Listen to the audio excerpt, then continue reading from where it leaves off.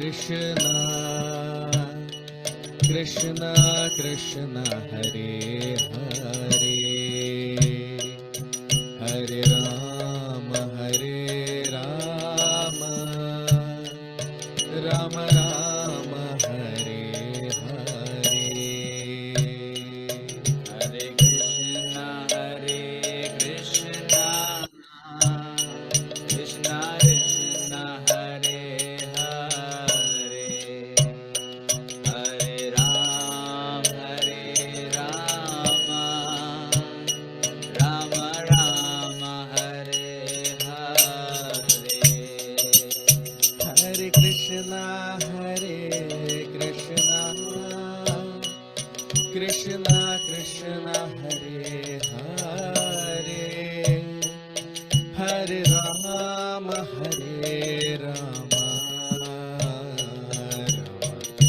Rama Hare Hare Hare Krishna Krishna Krishna Hare Hare Hare Rama Rama Rama Hare Hare Hare Krishna Krishna Krishna Hare Hare Hare Rama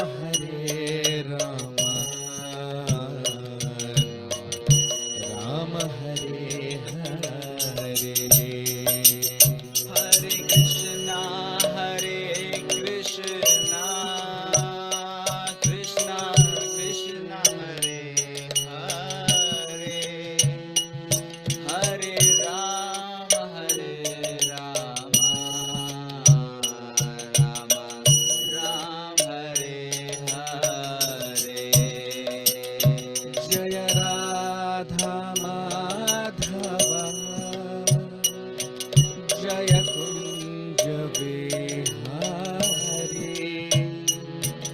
Jaya Gopi Janvallabha Jaya Girivardhari Jai Radha Madhava Jayo Kunja Vihari Jayo Gopi Janvallabha Girivardhari Jaya Radha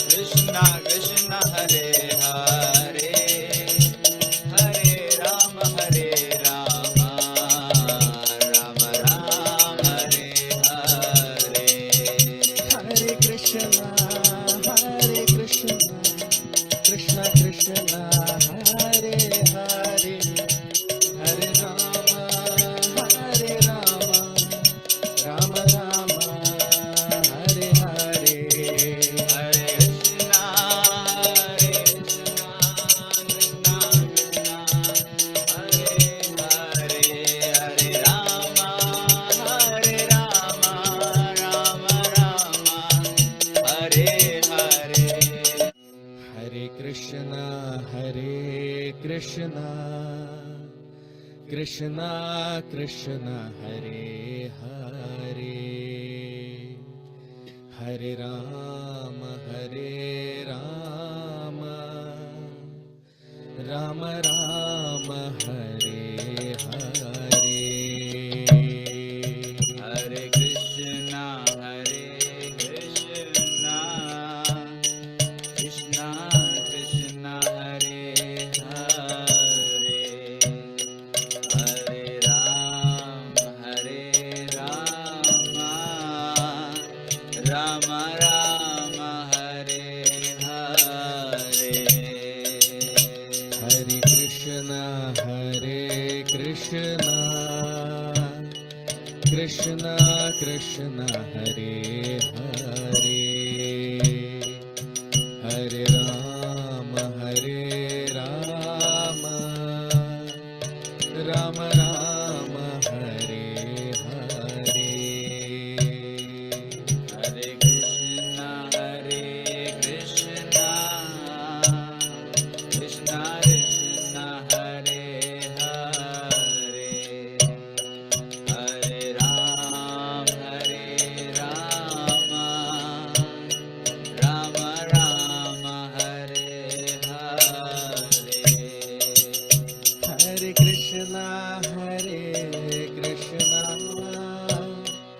Krishna Krishna, Hare Hare, Hare Rama, Rama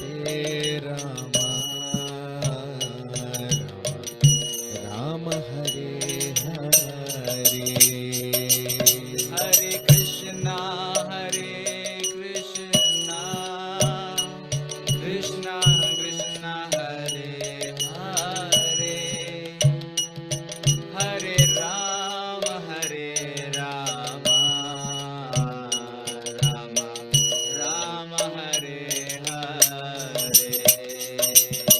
Hare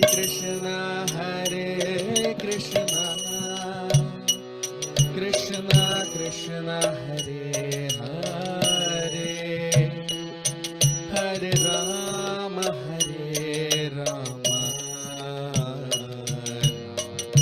Rama Hare Hare. Hare Krishna, Krishna Krishna, Hare Hare, Hare Rama, Rama Rama, Hare Hare. Jaya Radha Madhava, Jaya Kunja.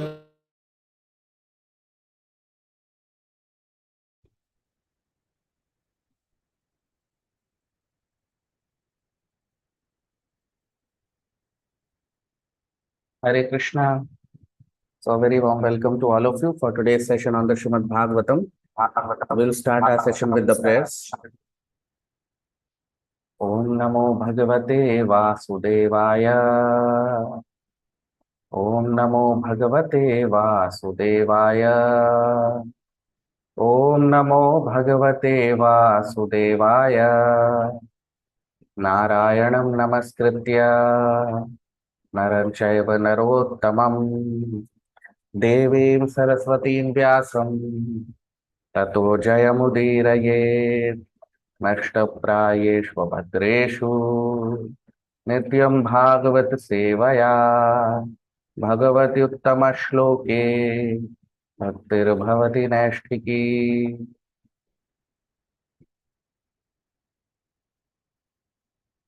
So in our previous session, we discussed that how Lord Brahma, he has started the process of creation again, and how different aspects of the universe are manifesting from his body.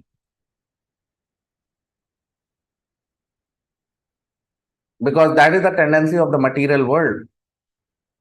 Just like we also get generated from the body of our mother and father. Similarly, this universe is also getting manifested from the body of Lord Brahma. And all the different aspects of the universe are also getting manifested. Just like from the body of the father and the mother, the likes and dislikes of the child also get generated. Similarly, from the body of Lord Brahma, the different subtle as well as material aspects of the universe are getting generated. So we'll begin our discussion today with the 44th shloka of the 12th chapter of the third canto of Srimad Bhagavatam. आन्वीक्षिकी त्रयी वार्ता दण्डनीतिस्तथैव च एवं व्याहृतयश्चासन् प्रणवोऽप्यस्य तत्रतः आन्वीक्षिकी त्रयी वार्ता दण्डनीतिस्तथैव च एवं व्याहृतयश्चासन् प्रणवो ह्यस्य दह्रतः. Translation: the science of logical argument, the Vedic goals of life, law and order, moral codes, and the celebrated hymns Bhu, Bhuva, and Swaha all became manifested from the mouths of Brahma, and the Pranava Omkar was manifest from his heart. Now you see, all the different aspects of the universe are getting manifested from the body of Lord Brahma.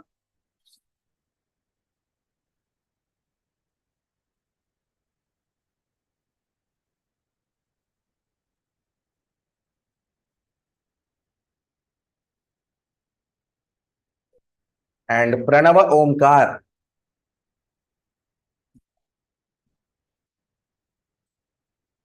you see it is mentioned here, Pranavo Hyasya Dahrataha. Pranava. Pranava is basically the letter Om. So this letter Om is also getting generated from, you see, Dahrataha. Rat means heart. So from the heart, the transcendental letter Om is getting generated. Anvikshiti Traivarta. Traivarta. Trai means the three. Sometimes Trai is also the three planetary systems. Bhu, Bhuva, Swaha, they are also called Bhuloka, Bhuvaloka, Swahaloka. And sometimes Trai is also used for the three aspects of human life.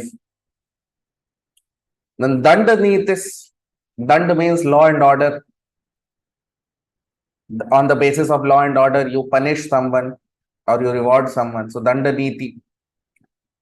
Niti means the science of logic and argument and also the science of management. All this got manifested from the body of Lord Brahma. Evam Vyahritayaschasan.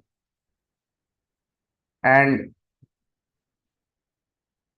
the transcendental Gayatri mantra, Bhu Bhuva Swaha, is mentioned here.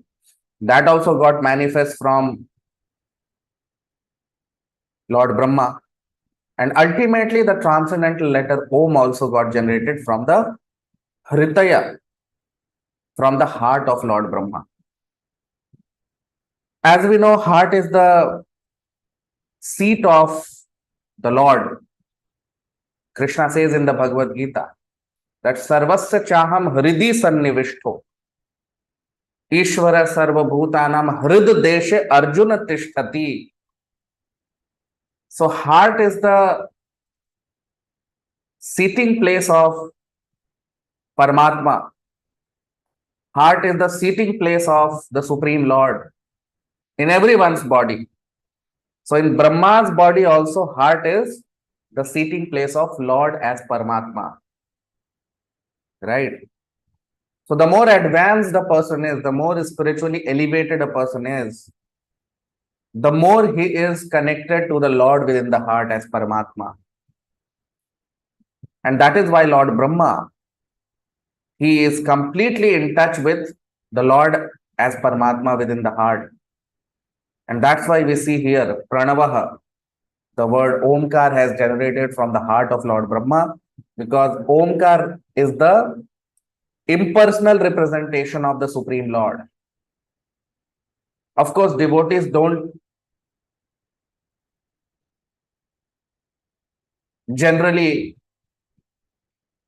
are not very much interested in the word Omkar, because that represents the impersonal feature of the Lord, that represents the existence of the Lord. Because devotees know the personal name of Krishna. They know the Hare Krishna Maha Mantra, which is much more powerful than Omkar.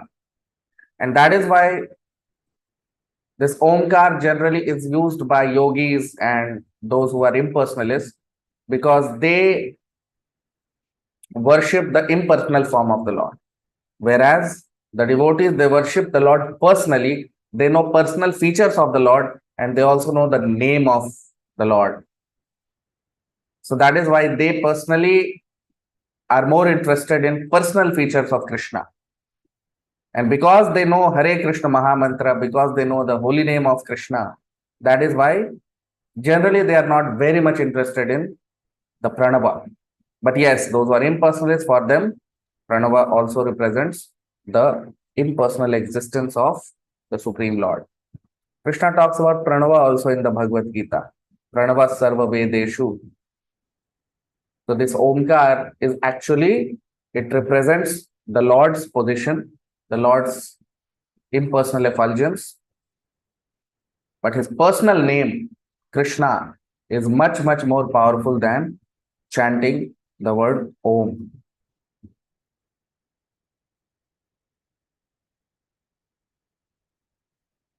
Now text 45, shloka number 45.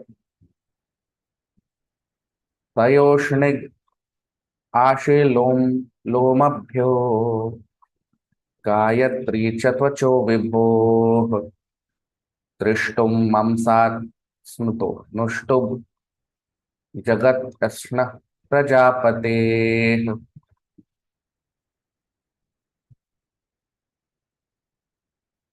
Tayoshnigasil lomabhyo Gayatri chatvacho vibho Trishtum mamsat snuto nuštub jagat kasna prajapate. Translation. Thereafter, the art of literary expression, Ushnik, was generated from the hairs on the body of the Almighty Prajapati.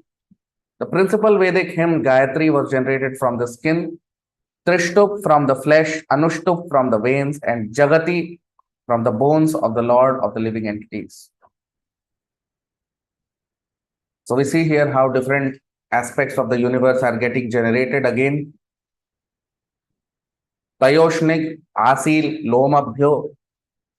Lom means the hairs on the body. So these are different Vedic, the way you pronounce the Vedic mantras, this Tayoshnik represents that aspect of the Vedic mantras. So that got generated from the hairs on the body of Lord Brahma. And Gayatri Chatvacho Vibhu, Gayatri got generated from the skin of Lord Brahma. Trishtu Mamsat Snuto Nushtu. And then again, some Vedic, the way to pronounce Vedic mantras, Trishtum, is also getting generated from the mams, the flesh of Lord Brahma. And Snuto Anushtu. Jagatyasnah Prajapate. So these different kinds of ways in which you pronounce the Vedic mantras. There are different ways to pronounce Vedic mantras, different aspects and different meters which we use when we chant the Vedic mantras. So all this got generated from the different parts of the body of Lord Brahma. Now text 46, shloka number 46. Majjaya पंक्तिरुत्पन्ना बृहति प्राणतो भवः मज्जाया पंक्तिरुत्पन्ना बृहति प्राणतो भवतः. Translation: the art of writing verse, pankti, became manifested from the bone marrow, and that of brihati, another type of verse, was generated from the life breath of the Lord of the living entities. Now you see, majja means the bone marrow. So from that pankti got generated. Again, pankti is how you write the Vedic verses. And brihati, again another way. So pankti is shorter form of Vedic mantras and brihati is longer form of Vedic mantras. So all this got generated from the body of Lord Brahma. Now text 47, shloka number 47.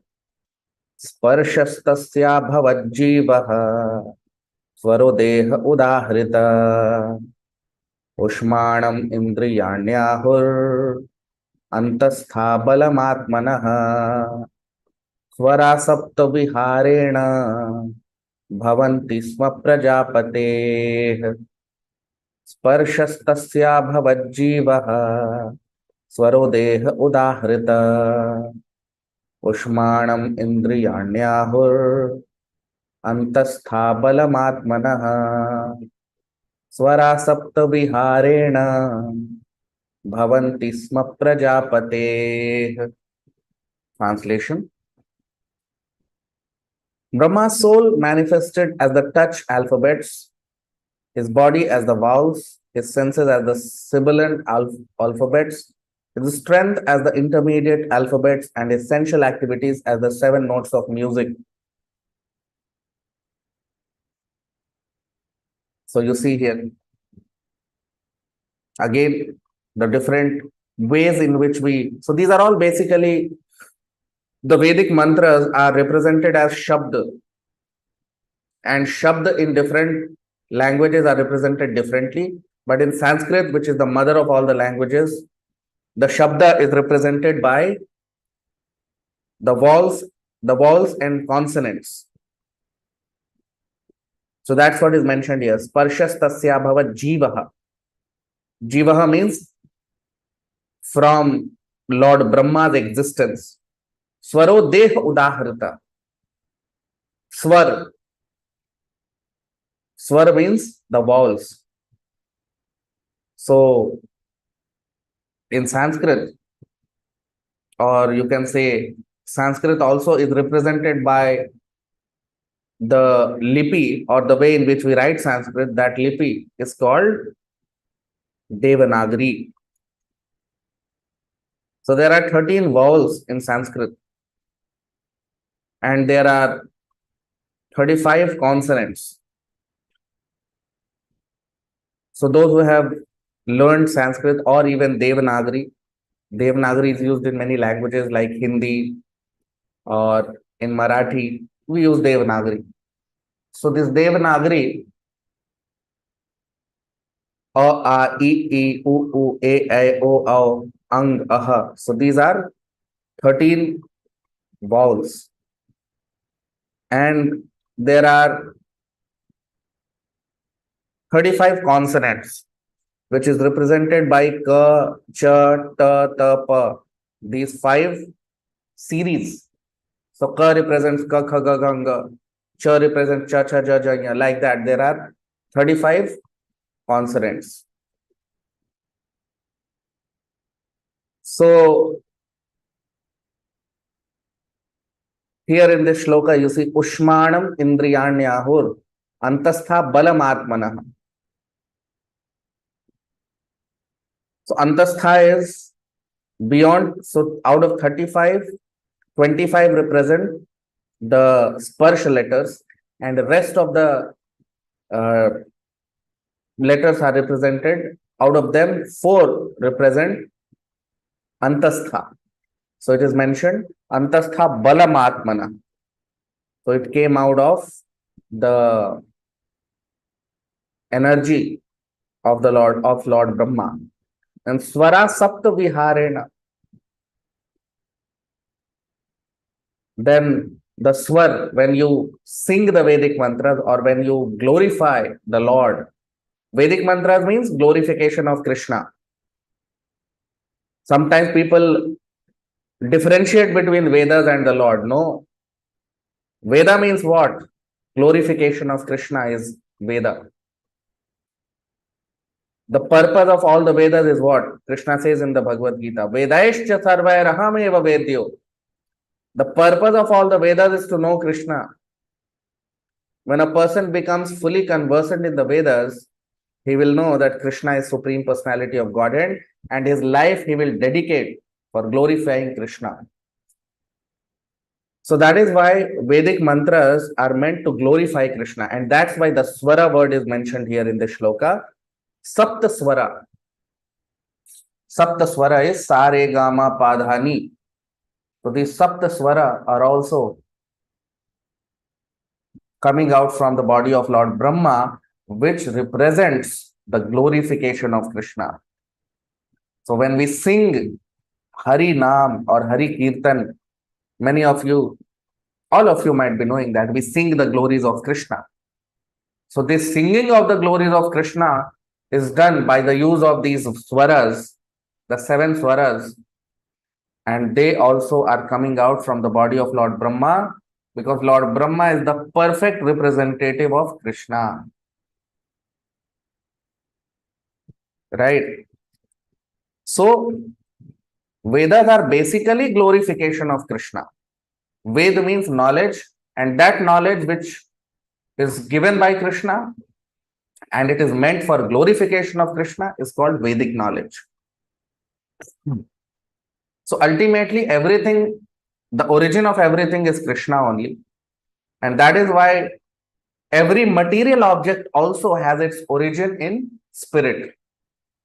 And that is why every material thing, the origin is Krishna only. So in that sense, for a spiritualist or for a Krishna conscious person, for a devotee of the Lord, nothing is material. Everything is spirit. Why? Because he knows how to connect everything to Krishna. Everything in this creation is ultimately originating from Krishna. Because matter is also Krishna's energy, although it is external energy, but ultimately it is also Krishna's energy.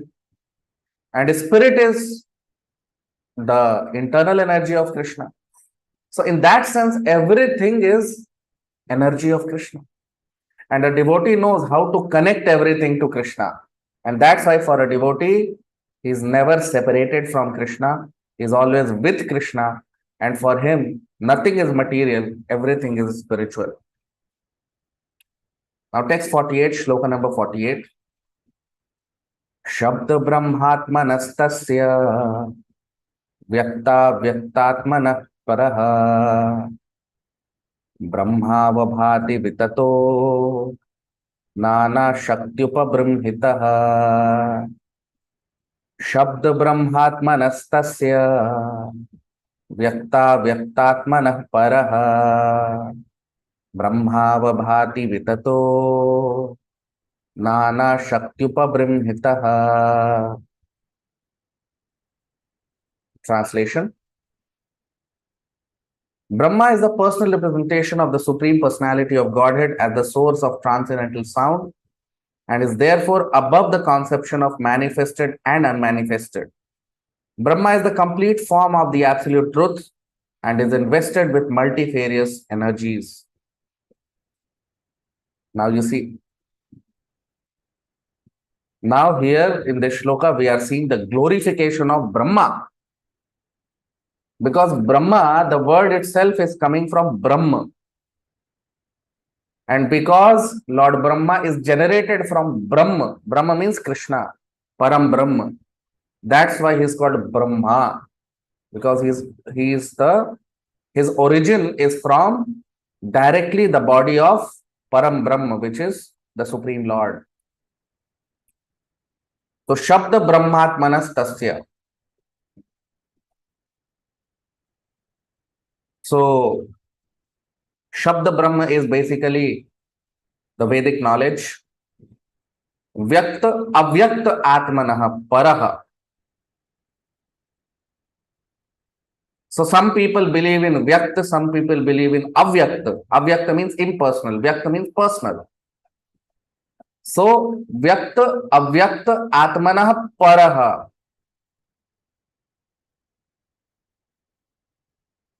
Vyakt means manifest. What you see, that is all called Vyakt. And what you cannot see, that is called Avyakt. Okay. So Paraha, Krishna is beyond Vyakt and Avyakt. Krishna is beyond what you can see and what you cannot see. Krishna is beyond all that. So that's why here the word is used. Vyakta vyaktat manah paraha. Krishna is beyond the concept of Vyakta and Avyakta. Because the source of Vyakta and Avyakta both is Krishna. Krishna can convert matter into spirit and spirit into matter. That's why he is called Param Brahma. That's why he is called Param Brahma, because he is the source of Brahma and he is the source of what is not Brahma. Okay. And that's why the origin of all the Shabda, the sound vibration, the origin is Krishna. And that's why Vedic knowledge is called Shabda Brahma. And because Lord Brahma has originated from the body of Krishna, that's why he is called Brahma.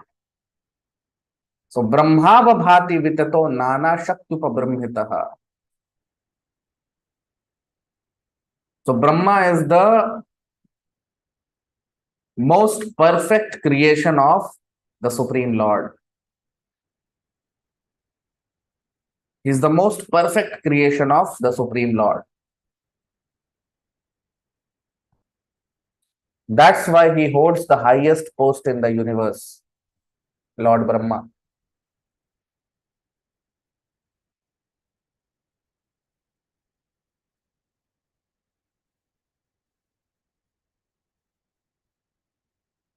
So the most perfect personality in the universe is Lord Brahma, because he is the first personality and he is called as the original Prajapati, and he is generated from the body of the Supreme Lord.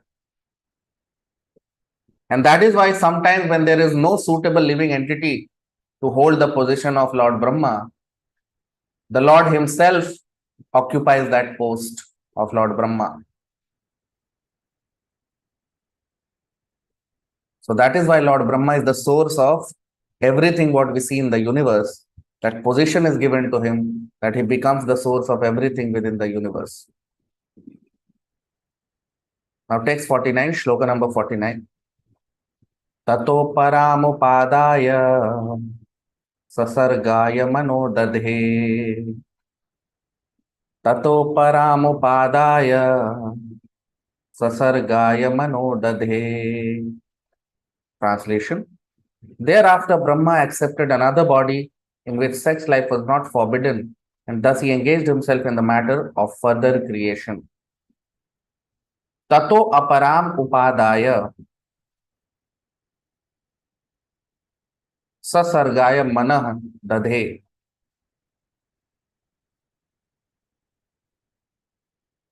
So as if you remember, when Lord Brahma, he got attracted to his own daughter, that temporary disturbance in his character we saw. So after that, Lord Brahma gave up his body in a subtle way. And that body was represented in the form of fog in the universe. And then Lord Brahma accepted another body. In that body, he was not willing, and that body was not meant to enjoy the opposite gender. But when he accepted another body, that is mentioned here in this shloka. Tatah aparam upadaya. Upadaya. He accepted another aparam. Aparam means another body. Sasargaya manadade. And that body was meant for creation, in which he was allowed to engage with opposite gender. So that kind of body was accepted by Lord Brahma. Just like even in Varnashram, we discussed about Varnashram in our previous sessions. So in Varnashram, the first ashram is called the Brahmacharya ashram, when a person is not allowed to engage with opposite gender. But then a person after Brahmacharya ashram, he accepts Grihastha ashram, where he accepts a suitable wife. And why Grihastha ashram is accepted? To beget children. Grihastha ashram is not meant to enjoy life. That husband and wife, they are meant to enjoy. No. Grihastha ashram, the only purpose of household life is begetting children. So if a person begets children, and when his purpose of having a wife is only to beget children, then household life is justified. And that's what we see here. Lord Brahma, he accepted another body in which was meant for begetting more and more progeny for the whole universe. So that is what we are seeing here in this shloka. So in this way, we are seeing how Lord Brahma, he is the origin of everything what you see in the universe.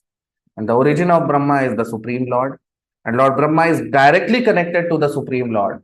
So whatever the Lord desires is created in the universe by the means of Lord Brahma.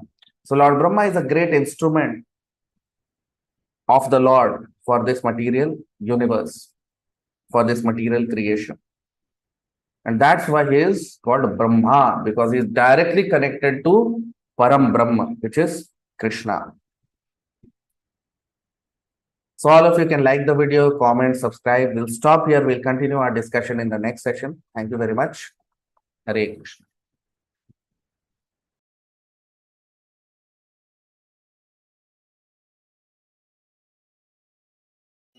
Hare Krishna, Hare Krishna, Krishna Krishna, Hare Hare, Hare Rama, Hare Rama, Rama Rama, Hare Hare. Krishna Krishna, Hare Krishna, Krishna Krishna, Hare Hare, Hare Ram, Hare Rama, Rama Rama, Hare Hare. Hare Krishna, Hare Krishna, Krishna Krishna, Hare Hare, Hare Rama, Hare Rama, Rama Rama, Hare Hare. Hare Krishna, Hare Krishna, Krishna Krishna, Hare Hare, Hare Ram, Hare Rama, Rama Rama, Hare Hare. Hare Krishna, Hare Krishna, Krishna Krishna, Hare Hare, Hare Rama, Hare Rama, Rama Hare Hare. Hare Krishna, Hare Krishna, Krishna Krishna, Hare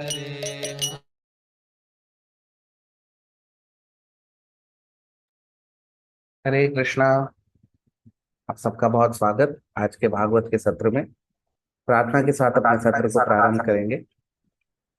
ओम नमो भगवते वासुदेवाय। ओम नमो भगवते वासुदेवाय।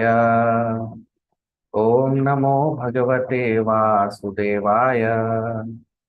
नारायणं नमस्कृत्य नरं चैव नरोत्तमं देवीं सरस्वतीं व्यासं ततो जयमुदीरयेत्।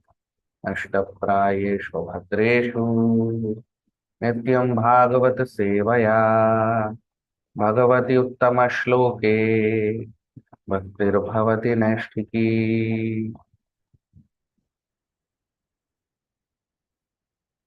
तो हमने देखा अपने पिछले सत्रों में कि किस प्रकार ब्रह्मा जी के शरीर से इस ब्रह्मांड की सृष्टि हो रही है, और जिस प्रकार एक पिता के शरीर से पूरा परिवार बनता है, उनके पुत्र पुत्री, उसी प्रकार से ब्रह्मा जी जो हैं वो प्रजापति हैं, परम पिता हैं इस जगत के, और उनके शरीर से पूरे ब्रह्मांड में अलग अलग जो सृष्टि है वो हो रही है, चाहे वो जड़ हो चाहे वो सूक्ष्म हो। सारी सृष्टि जो है वो पिता के शरीर से होती है एक परिवार में। उसी तरह से ब्रह्मा जी के शरीर से ये सारी उत्पत्ति इस ब्रह्मांड में हो रही है, जो हमने अभी तक देखा। अब आज हम अपनी चर्चा को प्रारंभ करेंगे तीसरे स्कंद के 12वें अध्याय के 44वें श्लोक से। आन्वीक्षिकी त्रयी वार्ता दंड नीतिस्तथैव च एवं व्याहृतयश्चासन् प्रणवो यस्य दहरतः। आन्वीक्षिकी त्रयी वार्ता दंड नीतिस्तथैव च एवं व्याहृतयश्चासन् प्रणवो यस्य दहरतः। Translation: The science of logical argument, the Vedic goals of life, law and order, moral codes, and the celebrated hymns Bhu, Bhuva, and Swaha all became manifested from the mouths of Brahma, and the Pranava Omkar was manifest from his heart. अब हम इसका अनुवाद देख लेते हैं हिंदी में।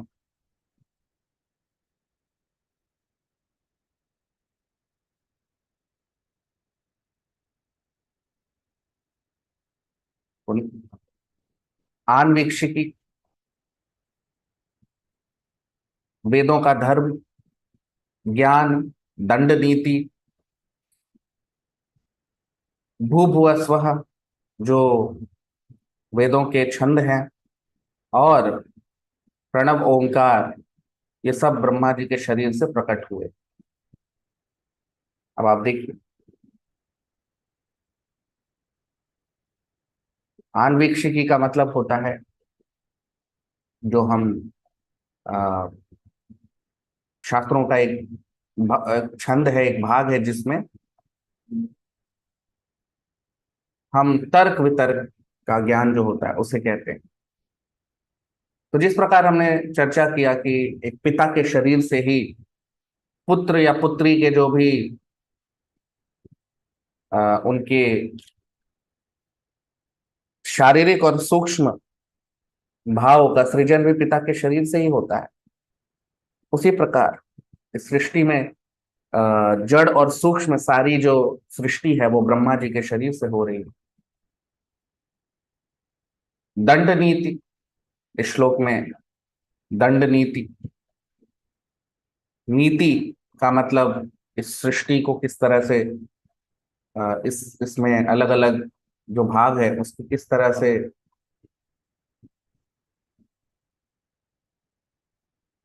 प्रबंध उसका होता है, उसका प्रयोजन होता है, वो सारी नीति में आती है। तो दंड नीति का मतलब किसी को दंड देना, किसी को पुरस्कार देना, तो वो सब दंड नीति में आ जाता है। और एवं व्याहृत यश्चासन, व्याहृत जो गायत्री हम कहते हैं उसमें भू भुव स्वः ये 3 शब्दों का मुख्य प्रयोग होता है, तो वो भी ब्रह्मा जी के शरीर से प्रकट हुआ। और प्रणवो यस्य दहरतः, और प्रणव यानी ओमकार, जो प्रणव का मतलब होता है ओमकार शब्द, तो उसका सृजन भी ब्रह्मा जी के हृदय से हुआ। उनके हृदय से प्रणव ओमकार का सृजन हुआ, जो भगवान श्री कृष्ण भगवत गीता में भी बताते हैं कि प्रणव सर्व वेदेषु। वेदों में हम देखते हैं कि ओमकार शब्द का प्रयोग कई बार होता है।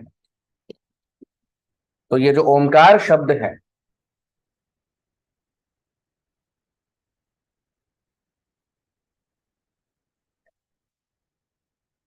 ये भगवान के ब्रह्म को, यानी उनकी जो अव्यक्त स्वरूप है उसको संबोधित करता है।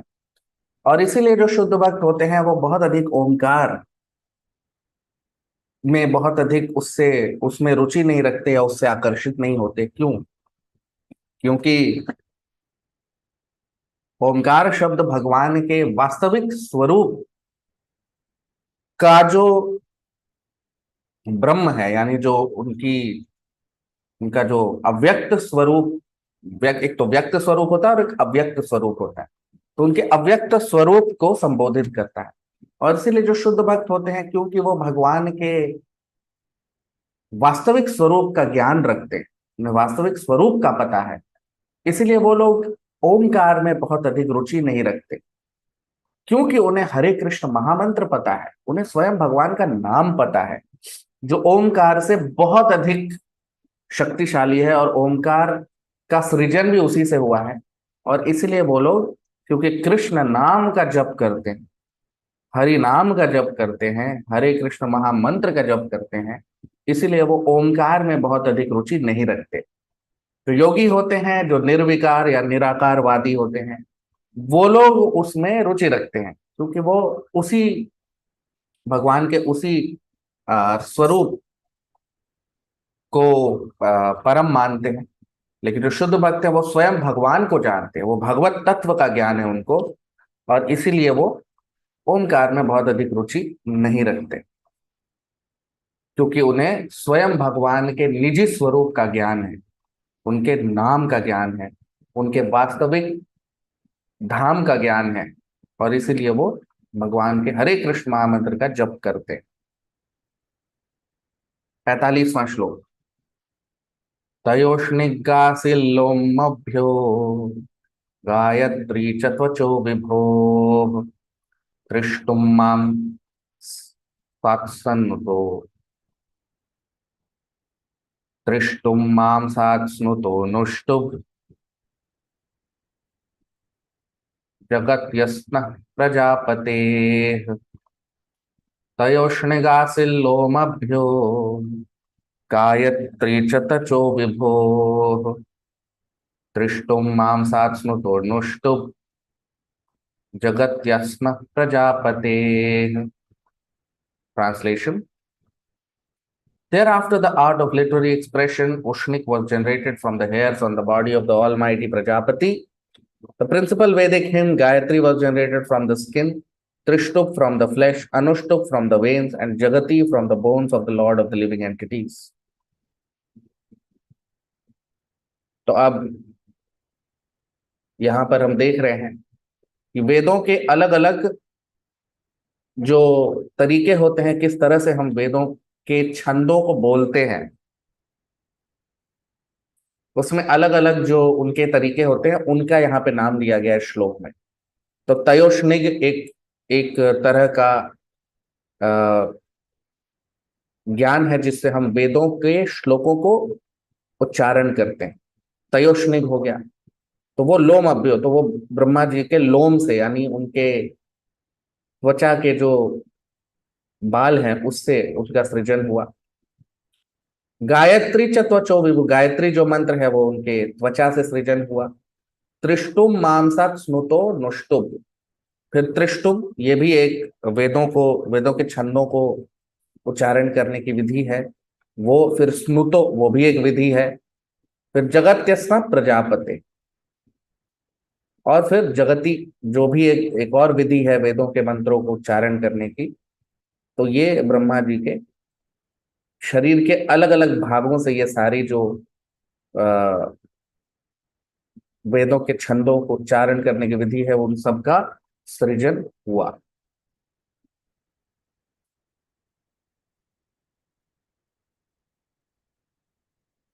तो वही यहाँ पे इसका अनुवाद भी हम देख लेते हैं श्लोक में।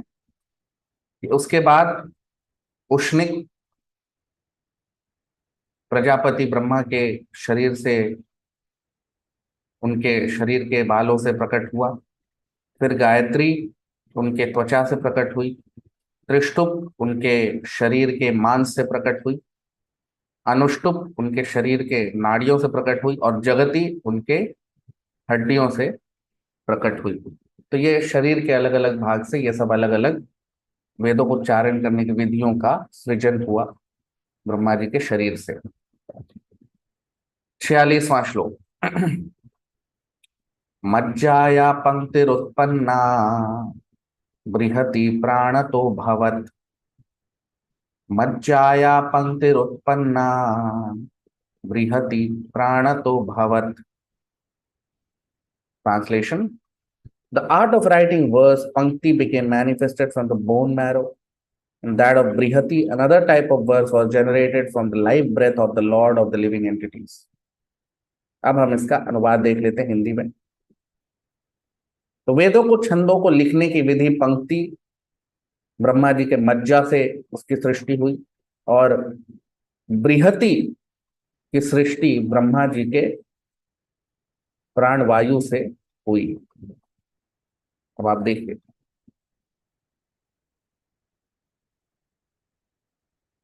इस श्लोक में हम देख रहे हैं कि मज्जा, मज्जा का मतलब जो हड्डियों के बीच में जो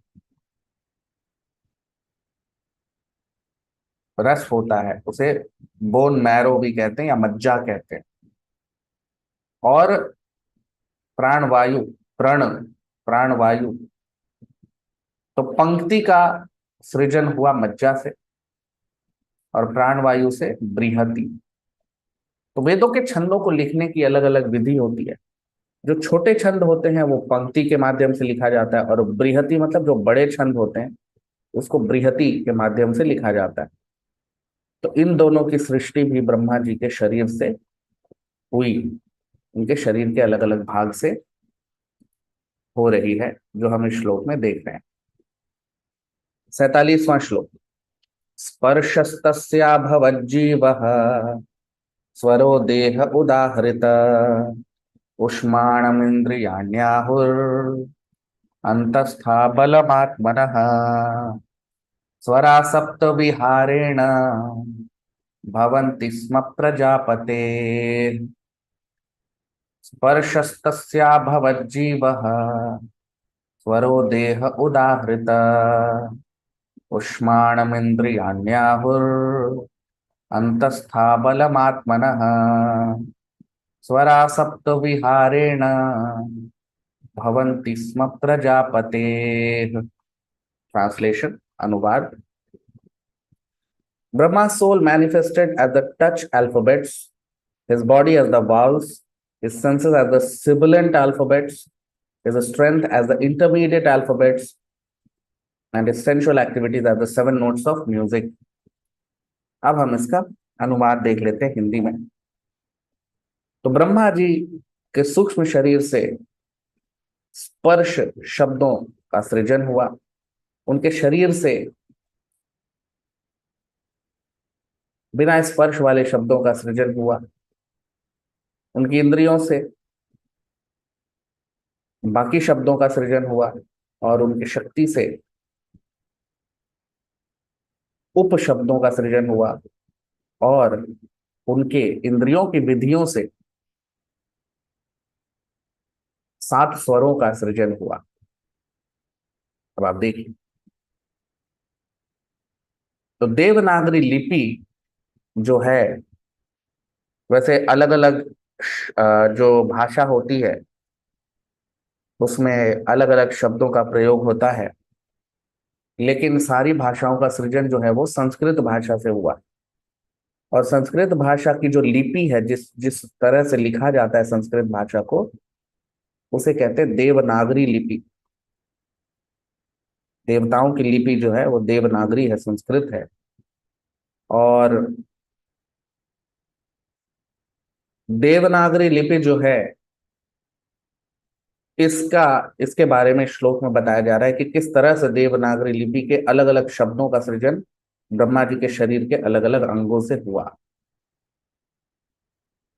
तो कह रहे हैं स्पर्शस्तस्या भवत जीव।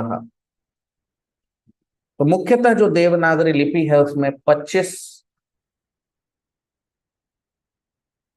स्वर शब्द होते हैं, और 13 स्वर शब्द होते हैं, और 35 बाकी के शब्द होते हैं, जिसे स्पर्श शब्द भी कहते हैं।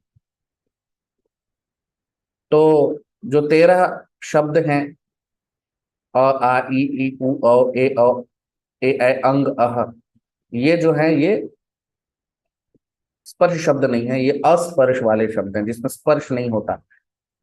उसके बाद बाकी स्पर्श शब्द हैं क, ख, ग, घ, घ, जैसे क वर्ग, च वर्ग, ट वर्ग, त वर्ग, प वर्ग। तो ये स्पर्श वाले शब्द हैं। उसके बाद उष्माण शब्द, जो बाकी के जो शब्द होते हैं वो अंतस्थ। अंतस्थ मतलब जिसमें अ, जिह्वा और दांत दोनों का प्रयोग होता है, उनका सृजन। और स्वरा सप्त विहारेण, सप्त स्वर कहते हैं। सा रे गा मा पा धा नी, इसे सप्त स्वर कहते हैं, क्योंकि इन स्वरों के माध्यम से ही हम गुण, भगवान के गुण और उनकी गाथा गाते हैं। तो सारे जो वेद हैं, वेद का मतलब क्या होता है? वो ज्ञान जो भगवान के मुख से निकला है वो वेद है। और इसीलिए वेदों को शब्द ब्रह्म भी कहते हैं, क्योंकि परम ब्रह्म के मुख से जो शब्द निकला है वो शब्द ब्रह्म कहलाता है। अब शब्द ब्रह्म जो है वो इन्हीं, उनको बोलने के लिए शब्द ब्रह्म यानी वेदों के छंदों को बोलने के लिए जिस भाषा का प्रयोग किया जाता है वो है संस्कृत भाषा। और संस्कृत भाषा को लिखने के लिए ये सारे जो विधियां हैं वो हम देख रहे हैं इन श्लोकों में। ठीक है। लेकिन वेद का मतलब क्या है, वेद किस लिए लिखे गए, वो भगवान भगवत गीता में बताते हैं। वेदैश्च सर्वैरहमेव वेद्यो, सारे वेद जो लिखे गए हैं वो भगवान की गाथा गाने के लिए, उनका गुणगान है। सारे वेदों का लक्ष्य है भगवान का गुणगान करना। वेद क्या है? जो वेदों का ज्ञानी होगा उसको भगवत ज्ञान हो जाएगा, उसे पता चल जाएगा परम पुरुषोत्तम भगवान के बारे में। वास्तविक रूप में यदि वेदों को कोई सही स्रोत से अगर उसका ज्ञान लेगा तो वो भगवत ज्ञान की ओर अग्रसर हो जाएगा, उसे भगवत भगवान का ज्ञान हो जाएगा। और भगवान का ज्ञान होगा तो भगवान की गुणों की जो व्याख्या है, उनका गुणगान जो हम गाते हैं उसे कहते हैं कीर्तन। कीर्ति, भगवान की कीर्ति, भगवान के गुणों की व्याख्या, भगवान की गाथा को गाना, उनकी स्तुति करना, यही वेद है। वेद का मतलब ही वही है।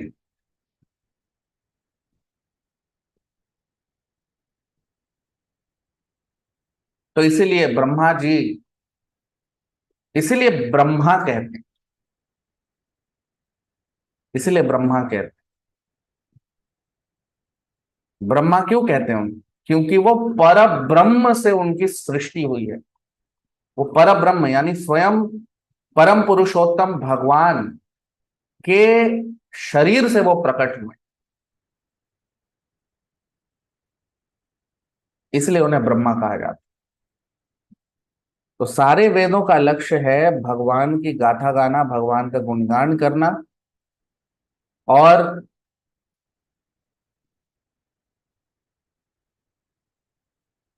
जड़ हो या चेतन हो, इस सृष्टि में सबकी उत्पत्ति परम पुरुषोत्तम भगवान श्री कृष्ण से हुई है।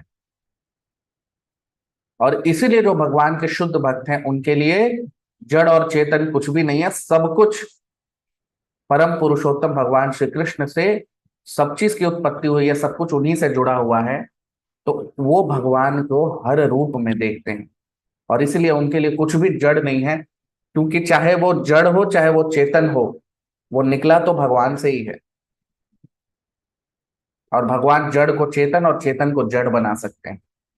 और इसीलिए एक शुद्ध भक्त के लिए सब कुछ भगवत, सबका संबंध भगवान से है। वो कभी भगवान से अलग कुछ भी नहीं है उसके लिए। वो हर चीज में भगवान को देखता है, क्योंकि उसे पता है कि किस तरह से हर चीज को भगवान की सेवा में लगाया जा सकता है। सभी, चाहे वो जड़ हो या चेतन हो, वो भगवान की ही लिए प्रयोग किया जाता है। एक शुद्ध भक्त को इसका ज्ञान होता है। 48वां श्लोक। शब्द ब्रह्मात्मनस्तस्य व्यक्ता व्यक्तात्मनः परः ब्रह्मावभाति विततो नाना शक्त्युपबृंहितः। शब्द ब्रह्मात्मनस्तस्य व्यक्ता व्यक्तात्मनः परः ब्रह्मावभाति विततो नाना शक्त्युपबृंहितः। ट्रांसलेशन, अनुवाद। Brahma is the personal representation of the Supreme Personality of Godhead as the source of transcendental sound, and therefore is above the conception of manifested and manifested. Brahma is the complete form of the absolute truth and is invested with multifarious energies. अब हम इसका अनुवाद देख लेते हैं हिंदी में। तो ब्रह्मा जी स्वयं परम पुरुषोत्तम भगवान श्री कृष्ण के प्रतिनिधि हैं और शब्द ब्रह्म के भी प्रतिनिधि हैं। और इसलिए, और वो भगवान जो व्यक्त और अव्यक्त से परे हैं, और इसलिए ब्रह्मा जी सारी शक्तियों के स्वामी हैं। अब आप देखिए, जो हमने पिछले श्लोक में चर्चा किया कि ब्रह्मा, वो शब्द ही ब्रह्म से आया है, क्योंकि भगवान परम पुरुषोत्तम भगवान के शरीर से ब्रह्मा जी की उत्पत्ति हुई है, पर ब्रह्म से उनकी उत्पत्ति हुई है, इसीलिए उन्हें ब्रह्मा कहा जाता है। तो ब्रह्मा जी जो हैं वो भगवान के सबसे परम कृति हैं। भगवान के सबसे उच्चतम जो सृष्टि है वो ब्रह्मा जी है, और इसीलिए जो सबसे शक्तिशाली जीव हैं वो ब्रह्मा जी है। जब कोई जीव उस लायक नहीं रहता जो ब्रह्मा जी का पद ले सके, तो स्वयं भगवान परम पुरुषोत्तम भगवान ब्रह्मा जी का पद संभालते हैं। तो ब्रह्मा जी का पद सबसे शक्तिशाली और सबसे उच्चतम पद है पूरे ब्रह्मांड में, और इसीलिए वो बहुत ही दायित्व वाला पद है और बहुत ही उच्च कोटि का उन्हें ज्ञान भी है। और उच्च कोटि के ब्रह्मा जी की जो सारी जो क्रियाएं करते हैं वो भी सबसे उच्च कोटि, जो हम इस श्लोक में देख रहे हैं। 49वां श्लोक। ततो परामुपादाय ससर्गाय मनोदधे। ततो परामुपादाय ससर्गाय मनोदधे। ट्रांसलेशन, अनुवाद। Thereafter, Brahma accepted another body in which sex life was not forbidden, and thus he engaged himself in the matter of further creation. अब हम इसका अनुवाद देख लेते हैं हिंदी में। तो उसके बाद ब्रह्मा जी ने दूसरा शरीर अपनाया, और ये शरीर उन्होंने सृष्टि को वापस से करने के लिए अपनाया था। अब आप देखिए, जैसा हम सब जानते हैं, हमने चर्चा किया पिछले श्लोकों में, किस प्रकार ब्रह्मा जी जब वाक अपनी ही पुत्री से आकर्षित हो गए थे, तो अगर आप सबको ध्यान हो, वहां पर जब उन्होंने अपने शरीर को त्यागा सूक्ष्म रूप से, तो वो शरीर एक घने अंधकार की तरह इस पूरे ब्रह्मांड में अ, छा गया। और फिर ब्रह्मा जी ने दूसरे शरीर को अपनाया। जिस प्रकार एक ब्रह्मचारी, जो हमने वर्णाश्रम धर्म को देखा था, तो किस प्रकार 4 आश्रम होते हैं, तो ब्रह्मचर्य आश्रम मनुष्य त्यागता है और गृहस्थ आश्रम को अपनाता है। और ब्रह्मचर्य आश्रम में उसे दूसरे यानी स्त्री से संबंध नहीं रखना होता है। लेकिन गृहस्थ आश्रम में मनुष्य क्यों अपनाता है गृहस्थ आश्रम को? ताकि वो संतान की उत्पत्ति कर सके। तो ब्रह्मा जी ने भी अपने, जो उनका पहले का शरीर था, उसमें वो नहीं कर सकते थे संतान की उत्पत्ति, दूसरे यानी स्त्री से संबंध नहीं रख सकते थे। लेकिन अब उन्होंने दूसरा शरीर अपनाया जिसमें ये कर सकते थे, जैसे एक ब्रह्मचारी गृहस्थ जीवन को अपनाता है। तो ब्रह्मा जी ने भी अपना दूसरा शरीर अपनाया जिसमें वो संतान की उत्पत्ति कर सकते थे और इस ब्रह्मांड की सृष्टि कर सकते थे। और इसीलिए आप देखो, ब्रह्मा जी का जो पद है पिछले श्लोक में हम देख सकते हैं कि शब्द ब्रह्मात्मनस्तस्य व्यक्त अव्यक्त आत्मना। व्यक्त और अव्यक्त, व्यक्त मतलब जो दिखता है और अव्यक्त मतलब जो नहीं दिखता है। परह, तो परम पुरुषोत्तम भगवान इन सब से परे हैं। जो दिखता है वो और जो नहीं दिखता है वो उन सब से परे है। ठीक है। और इसीलिए उनसे ब्रह्मा जी की सृष्टि हुई है और ब्रह्मा जी भी सबसे श्रेष्ठ जीव है। और नाना शक्ति उपबृंहित, और अलग अलग शक्तियों के स्वामी ब्रह्मा जी हैं। इस सृष्टि के सारा जो सृजन होता है वो ब्रह्मा जी से होता है, क्योंकि उन्हें नाना शक्ति ब्रह्मांड के द्वारा, ब्रह्मा स्वयं परम पुरुषोत्तम भगवान के द्वारा ब्रह्मा जी को ब्रह्मांड की सारी शक्ति मिली हुई। और इसीलिए उन्होंने ससर्गाय मनोदधे, इस श्लोक में हम देख रहे हैं कि सर्ग के लिए यानी सृष्टि के लिए दूसरा शरीर अपनाया। तो आप लोग वीडियो को लाइक कर लीजिए, सब्सक्राइब कर लीजिए चैनल को। आज का सत्र यहीं विराम देंगे, इस चर्चा को आगे बढ़ाएंगे आने वाले सत्रों में। बहुत बहुत धन्यवाद। हरे कृष्ण।